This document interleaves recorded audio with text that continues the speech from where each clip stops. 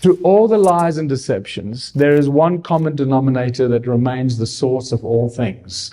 And this is where it gets really exciting. Sound and resonance, the common links of creation.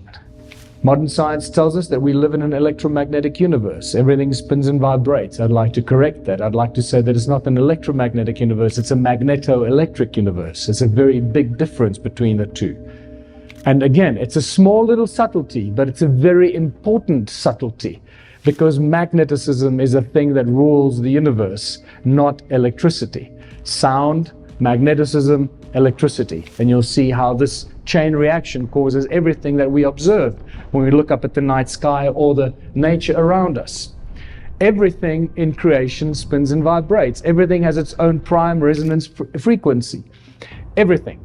And this is why once we can identify a prime resonance frequency of a bacterium or an atom or whatever it is, or a soccer field, we can then manipulate that object with its prime resonance frequency. In Christianity, it's the word. In Hinduism, it's Om.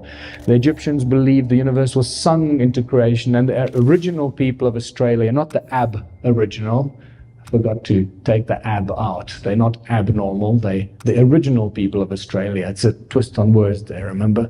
Keep that in mind. So it's the original people of Australia believe that the world was created with 3 sacred songs. And then we have the phenomenal similarities between the 6 days of creation in Christianity and the word that created everything, the 6 aspects of Om, and the 6 aspects of the all-seeing eye of Horus, and you start seeing the connections between all these ancient cultures and the creation stories.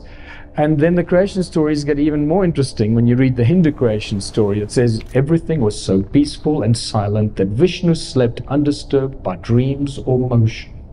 From the depths, a humming sound began to tremble.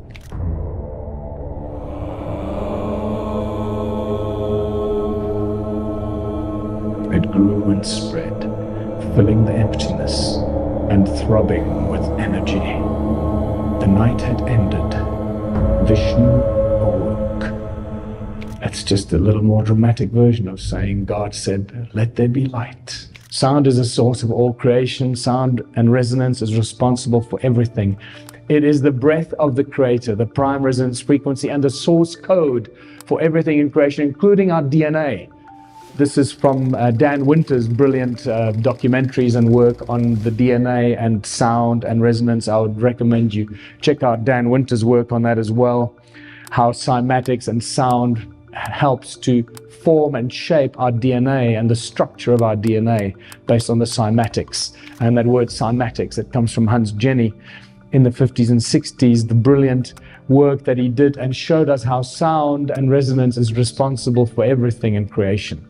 By now you should know that sound manifests physical form, and this is the most basic example. Every frequency has its own specific shape, a prime resonance frequency. Are you only looking at a 2-dimensional representation of a 3-dimensional effect?